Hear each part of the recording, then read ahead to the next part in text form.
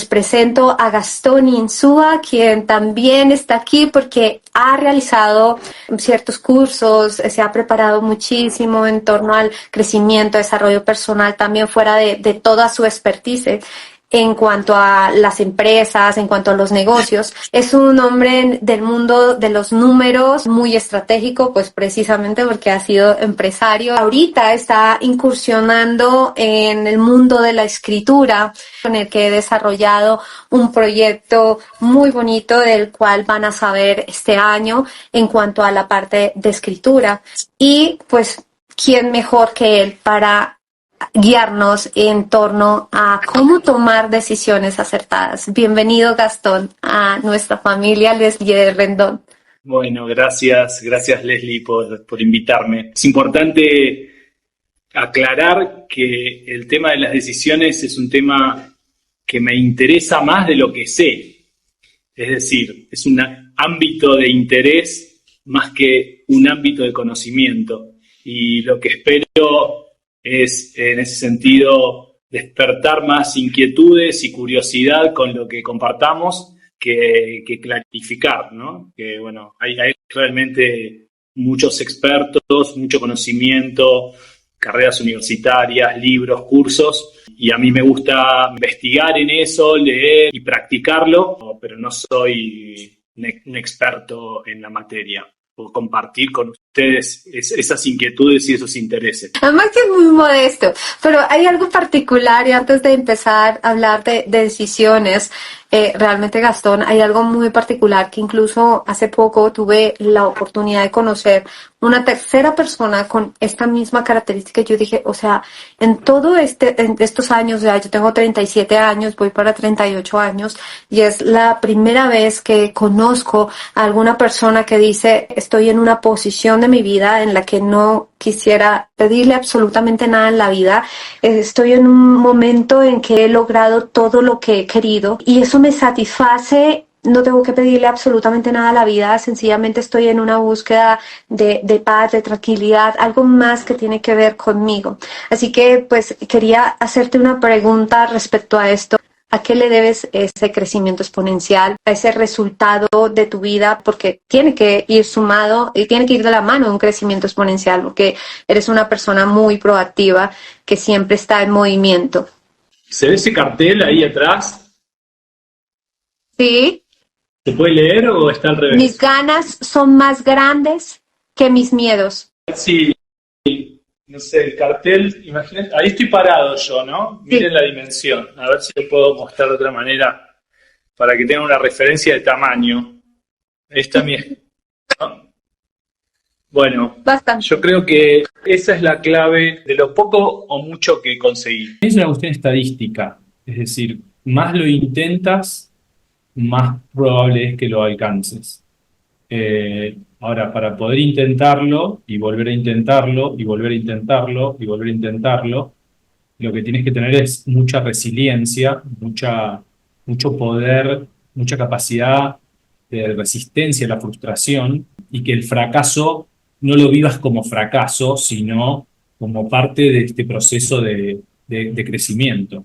Entonces, yo hablaba antes de las ganas, ¿no? O sea, cuando las ganas, cuando tu deseo de que las cosas salgan, vayan adelante y salgan bien, son más grandes que el miedo que te contrarresta, que te frena, que te paraliza, ahí tienes un componente muy fuerte que te juega a favor, ¿no? Porque siempre vas a estar con ganas, con entusiasmo para ir hacia adelante y para intentarlo nuevamente.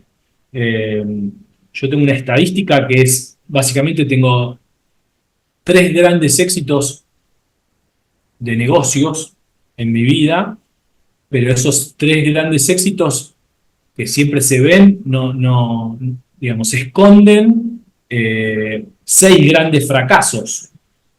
O sea que de 9 intentos ha habido 6 fracasos y 3 éxitos. Y detrás de esos 9 intentos ha habido muchísimos, más de 500, te diría, proyectos analizados y muchísimo trabajo. Entonces, para mí, vuelvo a esto de, yo no creo tanto en el visionario, sino en el que lo intenta y lo intenta y lo intenta y no se frustra y lo vuelve a intentar, ¿no? Tú le has dado mucho el mérito precisamente a esa actitud y a esa posición de intentar, de hacer las cosas, de ir siempre adelante.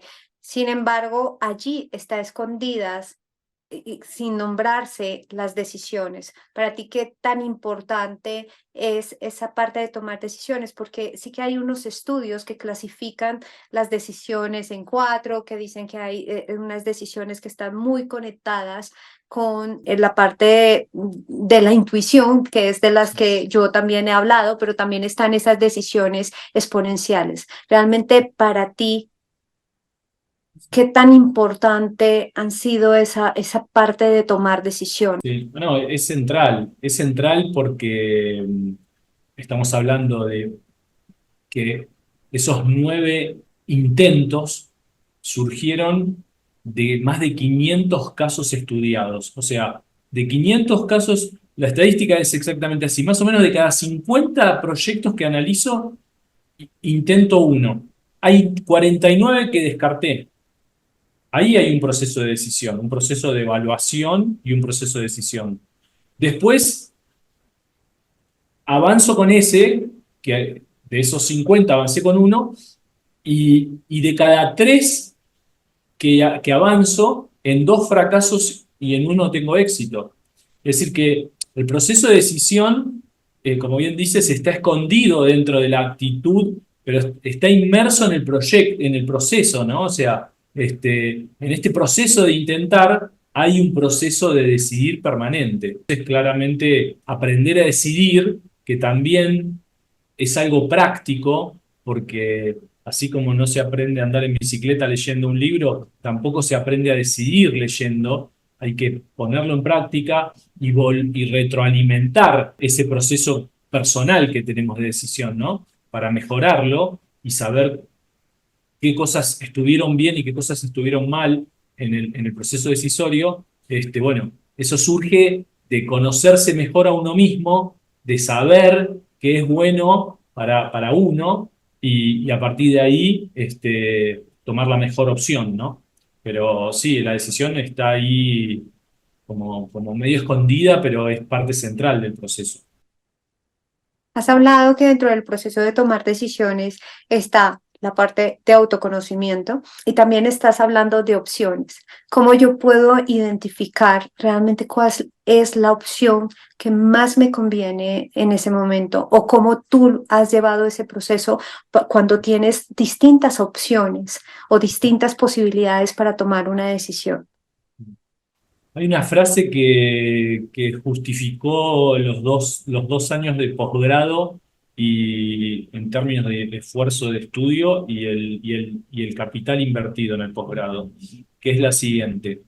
Decidir es elegir el problema con el que yo quiero puedo convivir.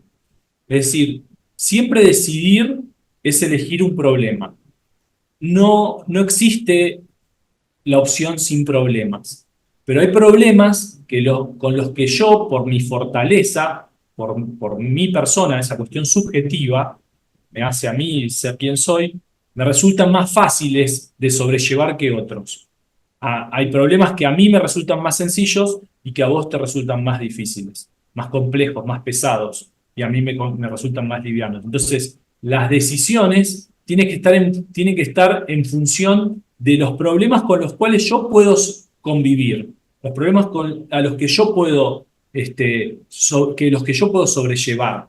Entonces, cuando vos haces un análisis de opciones, generalmente se mira la parte positiva, la de las ventajas, pero yo aprendí en el posgrado que hay que mirar la parte de los problemas. ¿Qué problemas tiene esta opción? ¿Puedo convivir yo con estos problemas?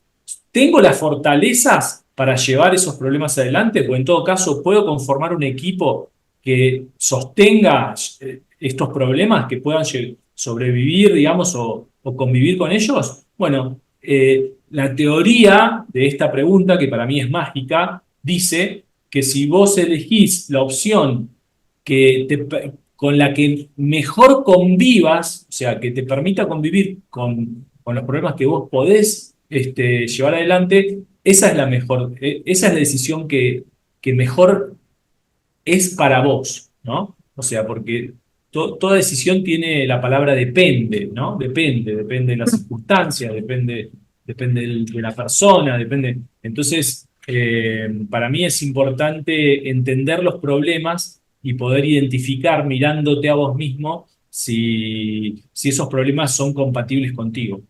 Defíneme un poco la palabra problema desde tu Bueno, perspectiva.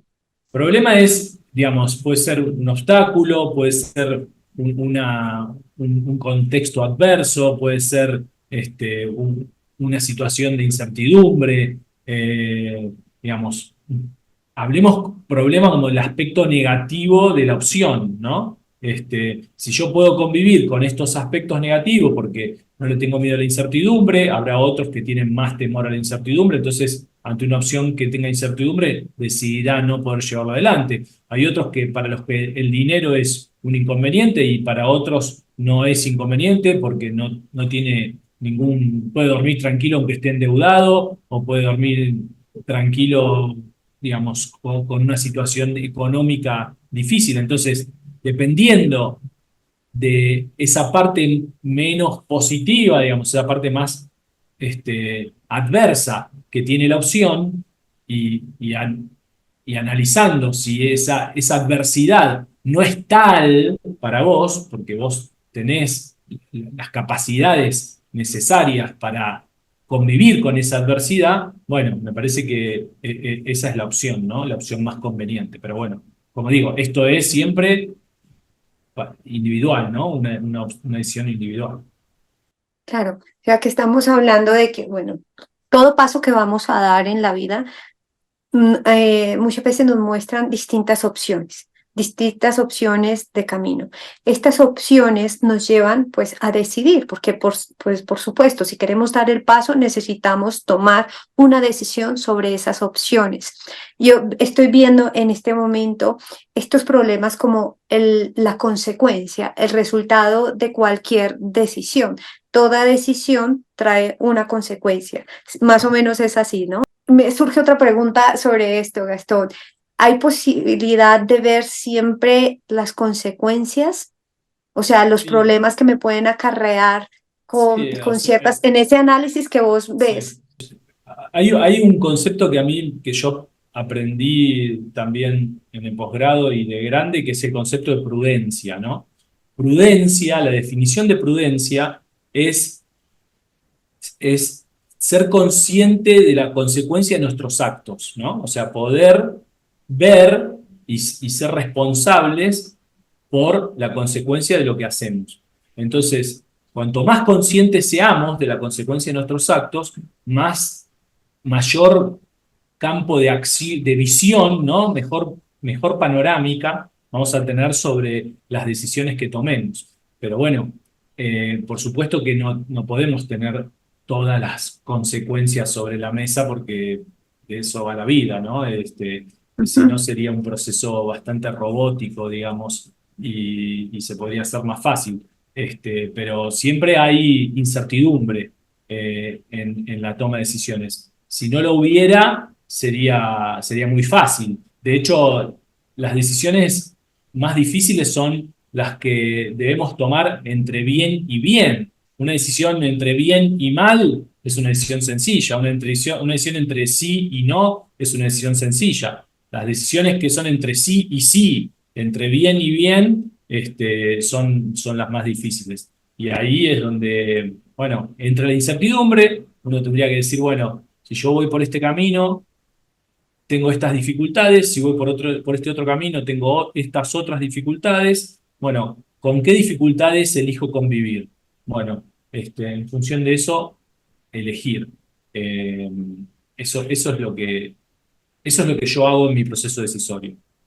Y qué bueno que tú lo traes ahorita a flote, porque esta forma de tomar decisiones, porque sí, tienes toda la razón, cuando tenemos dos opciones que nos trae pues unos beneficios muy similares, realmente cómo nosotros podemos tomar una decisión que sea acertada sobre estas dos opciones, que en la balanza están casi que equilibradas. Entonces me parece una alternativa muy buena porque sí que aunque se parezcan en cuanto a beneficios, no quiere decir de que las consecuencias vayan a ser las mismas. Probablemente nos van a traer consecuencias distintas y eso es lo importante de poner sobre la mesa las distintas, yo tengo una costumbre de enumerar posibilidades y me gusta primero para no entrar en juicio y segundo para entrar en ese tipo de prudencia que tú dices para poder tomar decisiones, qué posibilidades me trae esto, qué consecuencias me podría traer esto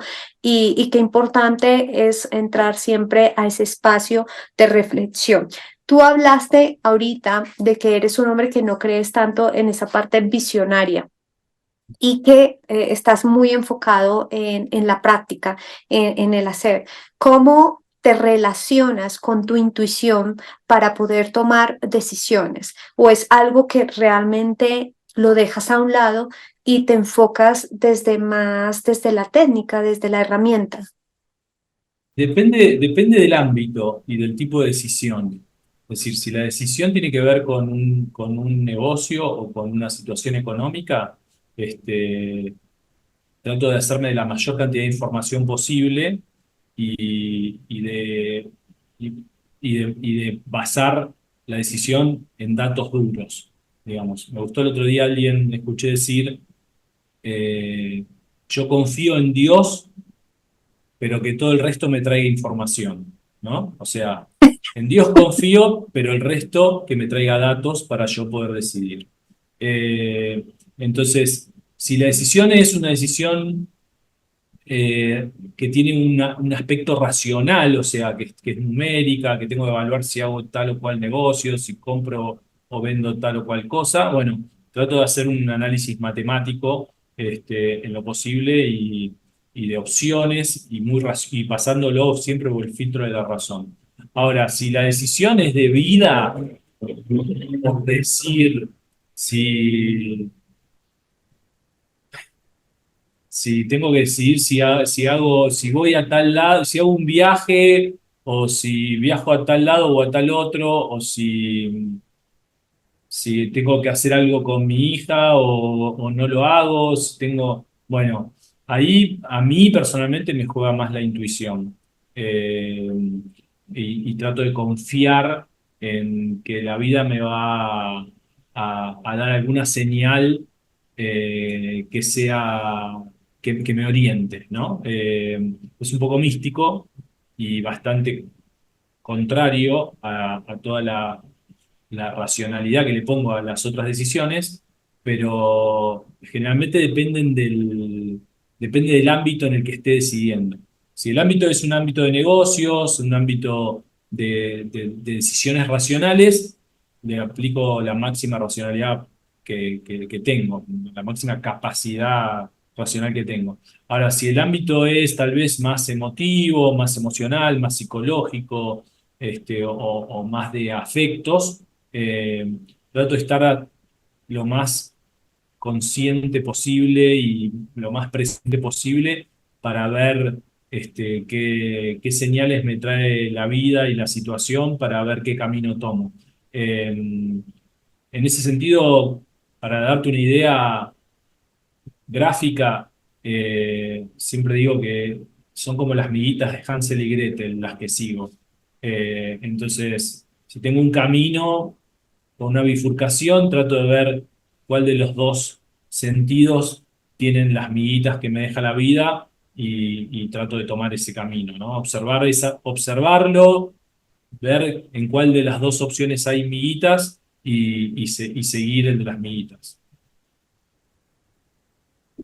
Gastón, tú has sido un hombre de empresa, un hombre que ha tenido que trabajar con grupos, que ha tenido que ha tenido sus propios empleados, y también eres un hombre de una familia grande, amplia. ¿Cómo haces para el manejo de tomar decisiones cuando ya no se trata solo de Gastón tiene que tomar esta decisión solo, sino ya Gastón tiene que tomar esta decisión en grupo? Ya no se trata solamente de vos, sino que también se trata de un grupo, y que esto nos sirva no solamente para aplicarlo en la empresa, sino también en la familia.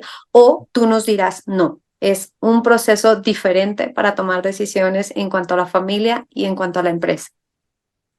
Yo, yo diría que lo que cambia la decisión más colectiva que individual es el tiempo o la urgencia.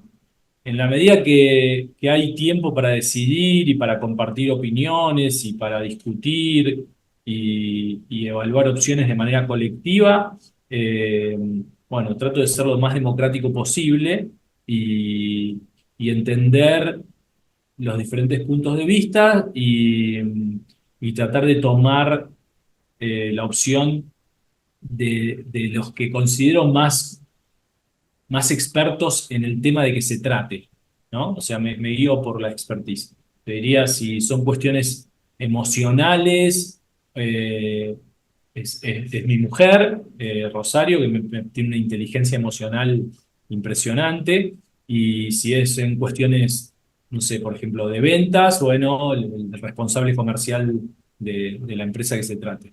Ahora, lo cierto es que la decisión la termina tomando uno. El decisor termina siendo uno. Y a veces ese uno es alguien a quien le delego el poder de decidir, y digo, bueno, ok, decídelo tú y lo que tú decías está bien para mí. Y a veces, por una cuestión tal vez de criticidad, de que esa persona no tenga el peso de la decisión o porque no quiero que se sienta mal si las cosas no salen como esperamos, la decisión la tomo yo. Pero en momentos de crisis donde no hay tiempo para decidir, las decisiones no, trato de no compartirlas, o sea, trato de evaluar opciones y tomar la decisión yo mismo.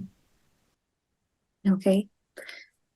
Gastón, ¿cuál ha sido la decisión que ha sido más significativa para ti en tu vida personal y otra en tu vida profesional? Bueno, en mi vida personal, eh, en mi vida personal creo, hay varias, pero creo que, por ejemplo,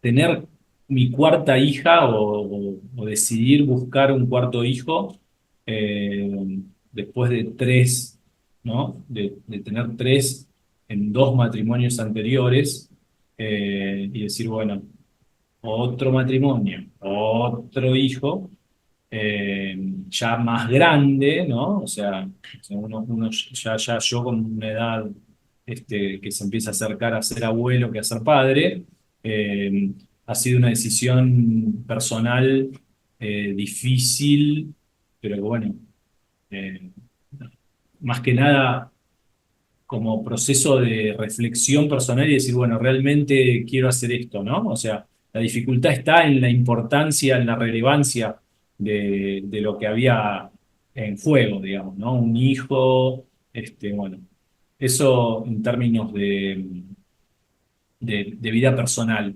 Y en términos de vida profesional o laboral, es más fácil, y es cuando decidí dejar el empleo en relación de dependencia y empezar y decir, bueno, esta etapa se terminó y empezar a evaluar cómo, cómo hacía y qué tenía que hacer para hacer una empresa que fuera propia, y la primera, ¿no? O sea, después de tener dos fracasos en emprendimientos anteriores, esto que te decía, ¿no? Venía de dos fracasos que eran intentos que había hecho mientras estaba trabajando en relación de dependencia como proyectos en paralelo del trabajo en relación de dependencia, y son dos proyectos que se fundieron, que quebraron, digamos, que no prosperaron. El tercero prosperó, pero después de 2 años de trabajo en tratar de que prosperaran otros, ¿no? También. Entonces, ese periodo de tiempo de 2 años en el que estuve intentando una cosa, intentando otra, y evaluando y como perseverando en la decisión de mi próximo paso es mi empresa y no mi próximo paso es actualizar mi currículum y empezar a enviar el CV a empresas para buscar un empleo en relación de dependencia. Eso fue un momento crítico para mí, ¿no? Decir, bueno, saltar a los 37 años, después de 14 años de carrera corporativa y de empleo en relación de dependencia y de, bueno, un montón de facilidades y seguridades o supuestas seguridades, a, a ese vacío de armar un negocio propio, fue un momento difícil.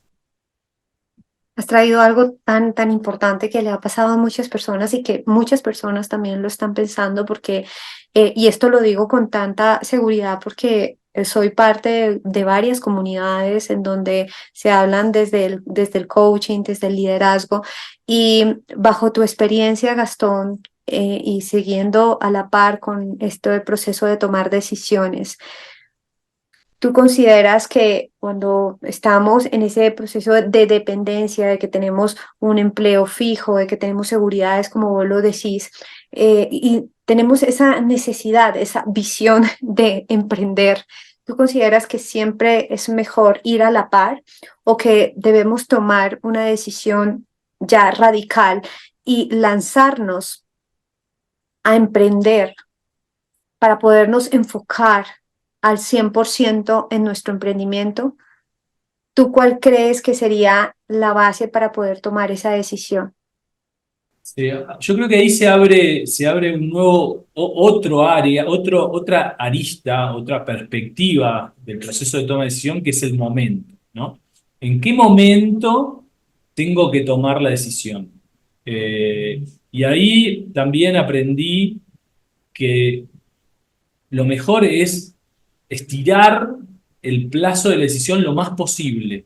Es decir, si hay una decisión que puedo tomar mañana, no tomarla hoy. Si mi deadline de decisión, que es mental, digamos, pero también tiene a veces que ver con algún hecho que tiene que ocurrir, es mañana, no me tomo hasta el último minuto para decidir, ¿no? O sea, no voy a regalar 24 horas de decisión para tomarlo. Es decir, tampoco hay veces que uno tiene que, no sé, cargar una información a la web y esperar al último minuto para que se te cuelga la web y te perdiste la oportunidad. Digamos, no estoy hablando de eso, ¿no? No estoy hablando de poner en riesgo la decisión o poner de riesgo la opción. Estoy hablando de hasta qué momento tengo la opción de ir en paralelo, por ejemplo, ¿no? Bueno, inicio un proyecto y tengo mi trabajo en relación de dependencia. Bueno, ¿cuánto tiempo puedo convivir con estas dos opciones sin que sean un problema? Bueno, lo estiro al máximo y bueno, cuando llegue un momento en el que tenga que decidir, volvemos a con qué problema quiero convivir. O sea, quiero convivir con el problema de no tener la seguridad del sueldo o quiero convivir con el problema de no tener, digamos, la energía suficiente en el proyecto, y el tiempo suficiente en el proyecto. Bueno, y ahí cada uno evaluará. Pero en la medida en que porque a lo que hay que escaparle es a la opción dual, ¿no? Esto o esto. O sea, a mí no me Mm. gusta el o, digamos, siempre me gusta poner el i, ¿no? Esto y esto. Y tampoco me gusta sí o no o qué hacer, sino cómo. La pregunta cómo, porque también la clave en la decisión es hacer la pregunta correcta, ¿no? Entonces, cuando uno pregunta, ¿hago esto o hago esto? La pregunta no está planteada, no está bien planteada. La pregunta correcta sería, ¿cómo puedo hacer para mantener mi trabajo en relación de dependencia, que me da cierta seguridad económica, y sostener o avanzar con mi proyecto? ¿Cómo hago? ¿Cómo? El cómo abre opciones. El sí o no cierra. Son dos opciones, sí o no, o esto o aquello. Entonces, tal vez el cómo es, bueno, con mi salario puedo contratar a alguien para que empuje y yo, digamos, pagar con parte de mi salario el equipo que va avanzando con mi emprendimiento. Digamos, yo soy más amigo de plantear cómo, ¿no? ¿Cómo hago esto? ¿Cómo puedo hacer que esto conviva con esto? ¿Cómo que plantear opciones duales? ¿Esto o esto, sí o no? Entonces, en el cómo, y tratar siempre de que el o se convierta en un i, ¿no? Bueno, en algún momento tenía una opción. Compro un terreno y hago un proyecto inmobiliario, o inicio otro tipo de empresa. Y cuando me di cuenta que estaba poniendo una O en el medio, dije, estoy pensando mal. Dijo, ¿cómo hago para que sea I? ¿Cómo hago para que...? Y encontré la forma de terminar avanzando con los dos proyectos gracias a que me repregunté con un cómo y poniendo el I en el medio. Entonces, me parece que forzarnos a replantear la pregunta nos abre nuevas alternativas. Y que la mente es bastante haragana en ese sentido. O sea, no le gusta mucho pensar dos veces, o sea, entonces la primera pregunta, bueno, como desconfiar de la primera pregunta, ¿no? Y ir más a una reformulación o más de una reformulación, ¿no? No quedarse incluso en la segunda y empezar a parafrasear esa pregunta para ver de qué manera la puedo formular que tenga una mejor respuesta. Me hiciste acordar de una frase que, que va muy de la mano con esto, que no es que hayan soluciones imposibles, sino preguntas mal formuladas. Y probablemente es eso, ¿no? Estamos acostumbrados a incluso a responder y quedarnos con lo primero que respondemos. Y la clave de esto es empezar a cuestionar incluso lo que estamos dando por cierto en ese momento. ¿En qué momento dices? Porque también hay un proceso que dicen que mucha reflexión tampoco es muy buena. ¿En qué momento ya dices, me detengo y ya esta es la decisión que voy a tomar?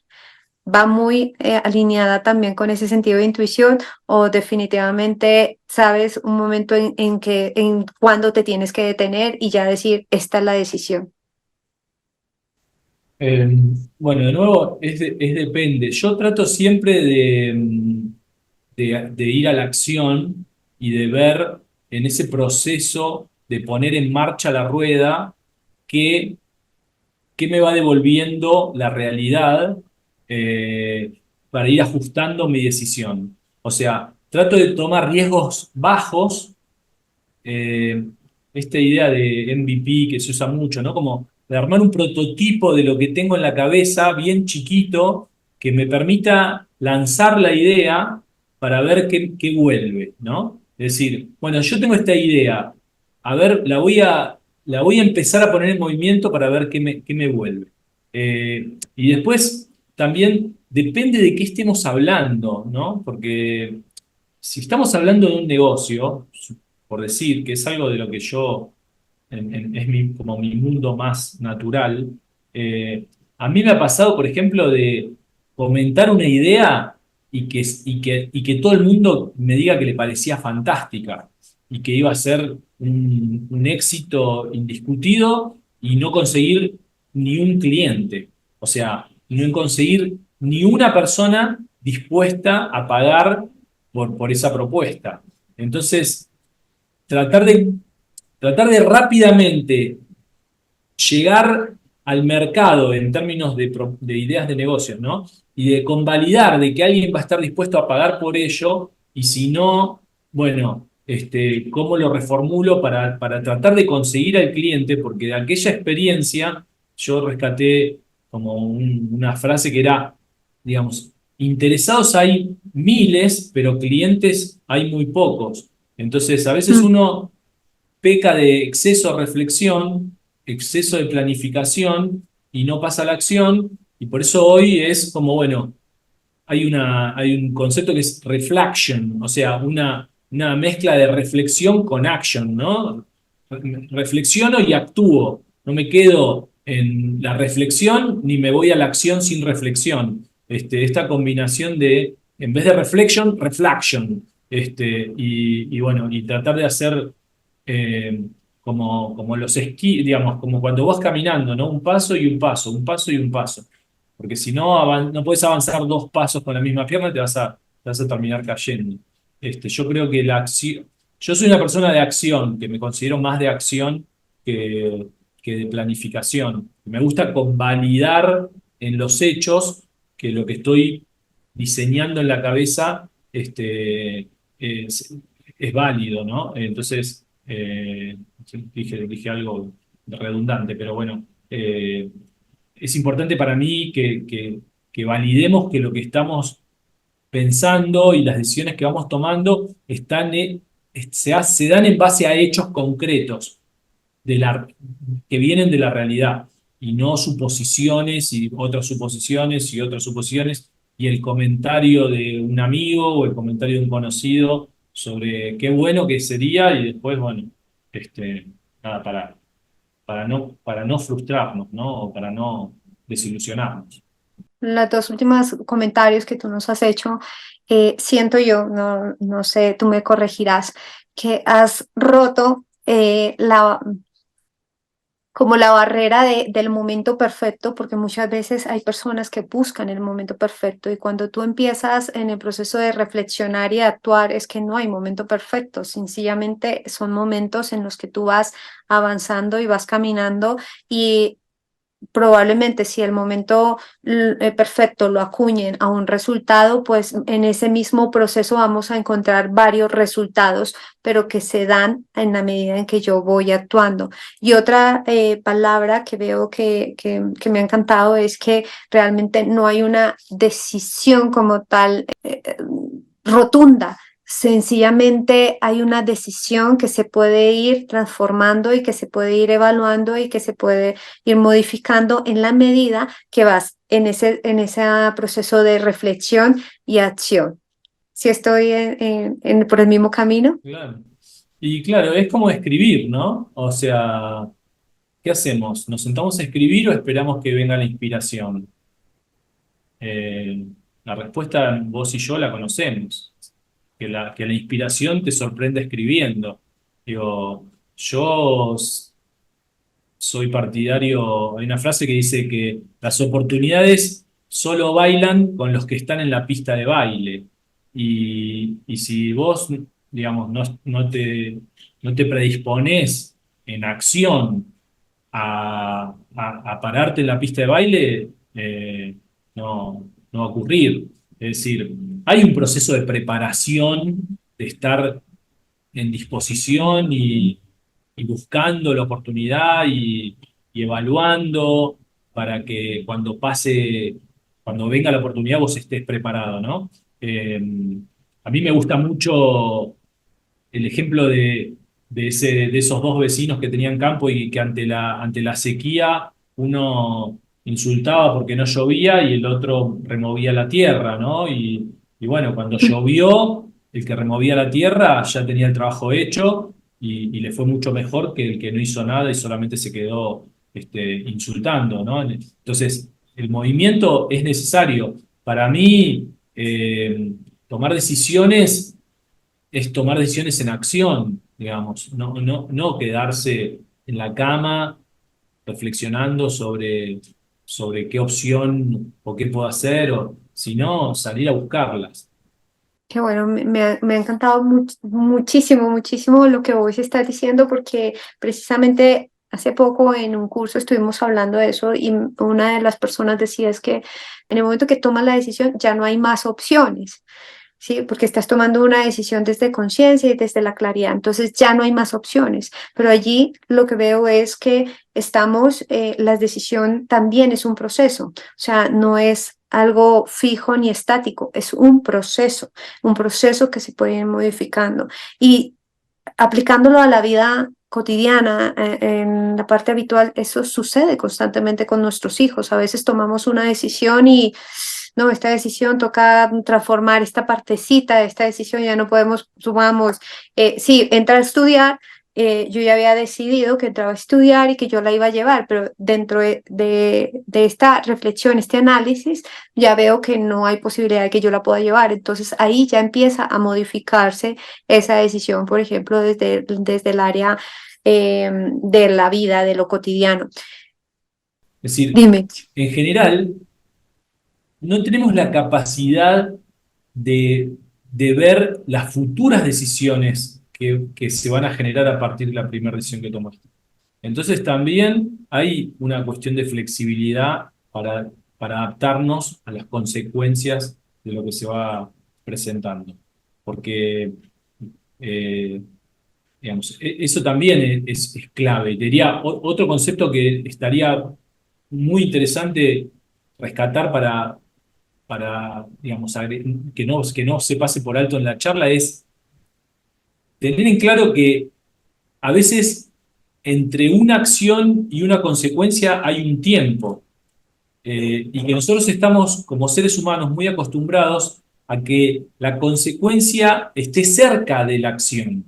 No estamos acostumbrados a que hoy estamos tomando decisiones y las consecuencias las vamos a ver dentro de 10 años, que es lo que pasa con nuestros hijos, ¿no? El proceso de educación de un hijo, desde mi punto de vista, las consecuencias las vemos, lo que vemos que está ocurriendo a los 15 años es consecuencia de lo que hicimos a los 5 con ellos, ¿no? Y lo que le está pasando a los 25 es consecuencia de lo que hicimos a los 10. Tratar de corregir a los 25 lo que está ocurriendo, y tendríamos que tener la máquina del tiempo, volver a 10 años atrás y modificar lo que hicimos en aquel momento. Entonces, tener muy presente las pausas que hay entre acción y reacción, entre la decisión que tomamos hoy y la consecuencia de esa decisión, a veces cuando son, así como decimos, bueno, entre sí y no es fácil. Bueno, también es fácil entre lo que hago hoy y lo voy a ver mañana. Lo difícil es entre sí y sí, y lo difícil es entre lo que estoy haciendo hoy y recién voy a ver dentro de 10 o 15 años. Y en la crianza de hijos, en las cuestiones familiares, es más es el plazo que una respuesta inmediata. Total, y te lo agradezco muchísimo porque prácticamente dentro de la toma de decisiones hemos hablado precisamente de las opciones, de la reflexión, de la acción, de la actitud. Hemos hablado del momento, pero estábamos olvidando hablar del tiempo como tal, de esa causa y efecto que es la toma de decisiones y el efecto de una decisión. Y sí que tienes totalmente razón de que muchas veces esa consecuencia, ese efecto, puede que dure, perdure en el tiempo, o sea un efecto prolongado, que sí que con distintas experiencias de acuerdo a nuestra propia evolución, pero hay también otras consecuencias que no se ven en este tiempo, sino que se van a ver mucho más adelante. Entonces sí que me parece valiosísimo y te lo agradezco. Gastón, ¿te ha pasado que muchas veces sentiste la necesidad de hacer algo, de ir a alcanzar una meta, alcanzar un propósito, y te obsesionaste tanto por él, tomaste las decisiones que tenías que tomar y en el momento en que se dieron los resultados, tienes una sensación de, puede ser de insatisfacción, de vacío, pero no es esa sensación que pensabas experimentar en el momento en que visualizaste alcanzar esa meta, ese propósito? Sí, muchísimas veces. Por eso yo digo que la resiliencia es tan importante y que rescatar el aprendizaje es lo más importante, porque si no, toda la vida es un fracaso. Es decir, Yo tengo acá una vitrina con trofeos que ganan en diferentes concursos el equipo comercial de mi empresa y tiene todas frases sobre ganar, ¿no? Sobre lo que significa ganar. Y hay una frase, tengo frase de deportistas, ¿no? No sé, Usain Bolt diciendo, entreno 4 años para 10 segundos de carrera y veo Sí. gente que porque lo intenta 2 meses, ¿no? Y hay una de Manu Ginóbili, que es un basquetbolista argentino que llegó a la NBA, que dice que no conoce ningún deportista que haya ganado más de lo que perdió, ni siquiera Michael Jordan, digamos, ganó más de lo que perdió. Todos perdemos más de lo que ganamos. Entonces, yo he perdido, ya te digo, de las 9 veces que intenté, 6 perdí, 3 gané. Y hoy mismo estoy con un proyecto en el que estoy invirtiendo dinero y que la semana pasada dije, esto, y ya hace 2 años que lo vengo empujando, testarudo, o sea, cabeza dura, de seguir empujándolo, y la semana pasada fue con, me parece que esto no va a prosperar y que en los próximos meses lo voy a tener que abandonar. Y la sensación es, ok, fracasé, me equivoqué en la decisión de continuar, es un hecho. Si lo cierro, es un hecho, digamos, fue un error. Ahora, ¿qué rescato? ¿No? Porque si rescato un aprendizaje, aunque sea caro el aprendizaje, bueno, rescaté el aprendizaje. Fue un aprendizaje caro, pero lo rescaté. Digamos, ahora, si no puedo rescatar un aprendizaje, sí que todo lo que hice fue a la basura, ¿no? Porque no me dejó nada. Entonces, mi recomendación es, o sea, me pasa más veces de las que no me pasa. Además, creo que los éxitos y los triunfos no enseñan tanto como los fracasos y las derrotas. Y sí creo que todos deberíamos hacer un proceso de evaluación y de rescatar aprendizajes, porque eso es lo que hace que la próxima vez tengamos mejores opciones o más probabilidades de éxito, ¿no? Sin duda, mi tercer éxito tuvo aspectos que pude cubrir gracias a los 2 fracasos anteriores. Digo, te diría, lo- lo- los 6 fracasos que tuve me han permitido tener los otros 3 éxitos, si no, no lo hubiera tenido. Ahora sí, testarudo, soy muy testarudo, porque ¿Tú tengo crees que ahí mucha confianza. ¿Tú crees que ahí está la clave en evitar que tengamos o que abracemos el miedo a tomar decisiones después de lo que puede parecer un fracaso? En lo que dijiste, en ese proceso de resiliencia y de reevaluación para poder sacar un aprendizaje, ¿o en qué factor consideras que también es clave para evitar ese miedo a tomar decisiones? Yo creo que uno tiene que entender mejor eh, el miedo propio. ¿Qué implica ese miedo? ¿Qué implicancias tiene ese miedo? ¿Realmente qué tanto daño me puede hacer ese escenario catastrófico que estoy teniendo adelante en mi vida? Yo tengo esta idea que te la comparto. Para mí, los negocios que fracasan, y siempre vuelvo al tema de los negocios, ¿no? Porque es mi área. Una vez que fracasan, se cierran, se baja la persiana, se cierra el negocio y se acabó. El fracaso terminó ahí. El éxito dura muchísimo más tiempo. El éxito perdura en el tiempo. Bueno, puede pasar que, no sé, en 2, 3, 5, 10 años el negocio madure y termine siendo algo como commodity, ¿no? En donde vienen muchos y bueno, entonces se diluye el éxito. Pero que el fracaso tenga una fecha de cierre.